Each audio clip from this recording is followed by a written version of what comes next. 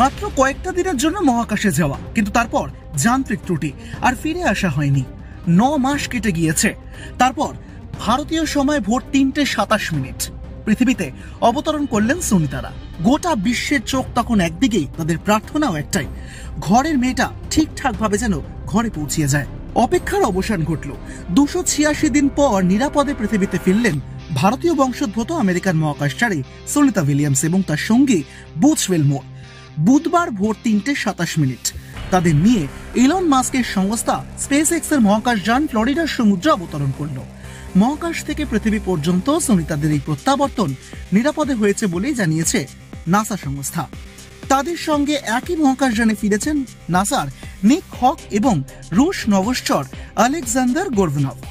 গত বছর জুন মাসে সুনিতারা মহাকাশের উদ্দেশ্যে পাড়ি দিয়েছিলেন। মঙ্গলবার সকাল 10:35 সুনিতাদের নিয়ে আন্তর্জাতিক মহাকাশ স্টেশন ছাড়ে স্পেস এক্সের ড্রাগন যান। বুধবার অতলান্তিক মহাসাগরের ফ্লোরিডা উপকূলে মহাকাশচারীরা নিরাপদে অবতরণ করেন।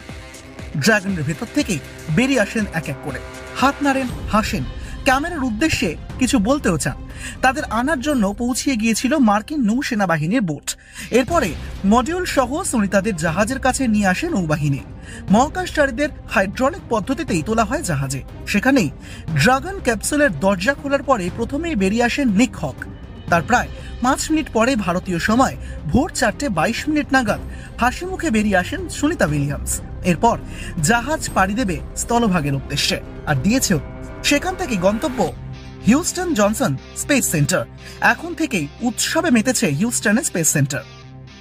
তবে পৃথিবীতে ফিরে এলেও এখনই নিজেদের পরিবারের সঙ্গে দেখা করতে পারবেন না তারা। তাদের রাখা হবে ক্রুক ওয়াটারে। সেখানেই বেশ কয়েক সপ্তাহ ধরে চলবে তাদের স্বাস্থ্য পরীক্ষা। তারপরে সুনিতা এবং বুচের সঙ্গে দেখা করার সম্মতি মিলবে। সুনিতাদের অবতরণের পরেই ভারতের বিভিন্ন জায়গাতেও দেখা দিয়েছে উন্মাদনার ছবি। মহাকাশচারীদের অবতরণের পরে নাসার পক্ষ থেকে একটি সাংবাদিক বৈঠকের আয়োজন করা হয় ভারতীয় সময় ভোর 5:05।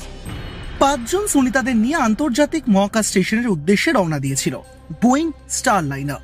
8 দিনের সফরে গিয়েছিলেন তারা, কিন্তু কপাল খারাপ, যান্ত্রিক ত্রুটি দেখা দেয়। তারপর আর ফিরে আসা হয়নি। এরপর 9 মাস পর পৃথিবীর মাটিতে অবতরণ করলেন সুনিতারা। গোটা বিশ্বজুড়ে এখন উন্মাদনার ছবি। ব্যুরো রিপোর্ট, এক ঝলকে মিডিয়া।